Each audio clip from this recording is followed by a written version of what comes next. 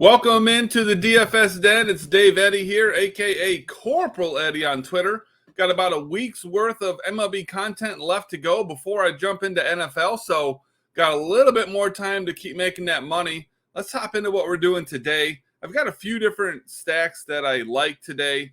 I'm going to be going, I think, with St. Louis, though I could argue that Boston is also a pretty good stack to have today. But I'm looking at St. Louis, and they have got the third highest expected run total on the slate, so that definitely helps. But the player that I'm mostly looking at is just a guy that is going to be in all of my lineups. Obviously not the highest upside guy in this lineup, but a guy that I expect to bat leadoff today as they go up against, I believe it's Luke Farrell. In fact, I don't even know the guy's first name. Tells you a lot right there. But I'm looking at Lars Nootbaar. Pretty cheap option here in the outfield. Like I said, should be batting leadoff as a lefty versus righty matchup there. St. Louis does not have a lot of lefties, but he's either got a home run or multiple hits in 3 of his 6 games. And like I said, his price is nice.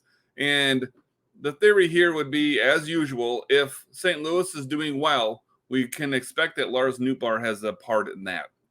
Now, the other hitter that I'm looking at here, Kyle Tucker. Lefty versus righty matchup against Dylan Bundy. Dylan Bundy is not going to overpower anybody. And Kyle Tucker has been pretty consistent here lately. I wouldn't say he's been like hot, but he's been really consistent. And his price tag really isn't bad either.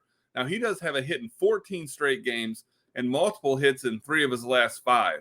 So we definitely like that. And, of course, that offense in Houston can go off at any time. And he consistently hits 5th in that order. So, again, when they score runs, good chance that he's going to be part of it. When we get to pitching, not a whole lot different than usual. Definitely going right to the top with Shane McClanahan. He's going up against the Angels. McClanahan's been a pitcher that I've been using almost every time he starts, and we've been attacking the Angels quite a bit. So just kind of makes sense we're going to go here. McClanahan, you can probably expect 6 or 7 innings out of him and anywhere from 6 to 10 strikeouts. So definitely something that I like there at the top for pitching. And then the other guy, we're going to go down about middle of the pack here. I'm looking at Miles Mikolas. He's going up against the Cubs. And he's not a guy that's going to get us a lot of strikeouts, but he does typically go deep into games. So those extra outs help. And he doesn't really get hit around too often. So his last 2 starts, he's gone 8 innings, giving up 2 and 4 hits respectively, 1 and 2 earned runs respectively, and only 1 walk in that time frame. Now, granted, he's only struck out 10 guys in those 16 innings, but he's got a good chance of getting a win here.